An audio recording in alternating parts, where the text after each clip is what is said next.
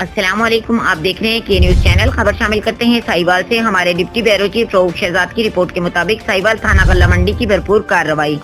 गल्ला मंडी का रिहायशी 11वीं जमात का तालिब इल्म असदुल्ला, जो कि कल शाम से लापता था, असदुल्ला के वालिद ने रिपोर्ट दर्ज करवाई और SHO आसिफ सरवर ने फौरी FIR दर्ज करके इसके खिलाफ कार्रवाई शुरू कर दी, जिस पर सब इंस्पेक्टर मुदस्सिर गफ्फार और SI मुश्ताक खान ने 24 घंटे में इस लड़के को बाजियाब कर लिया। उन्होंने 24 घंटे में लड़के को इस्लामाबाद से बाजियाब करवाया, जिस पर असदुल्ला के अहल वयाल में खुशी की लहर दौड़ गई और असदुल्ला के वालिदैन ने मुदस्सिर गफ्फार खान और इनकी पूरी टीम का शुक्रिया अदा किया।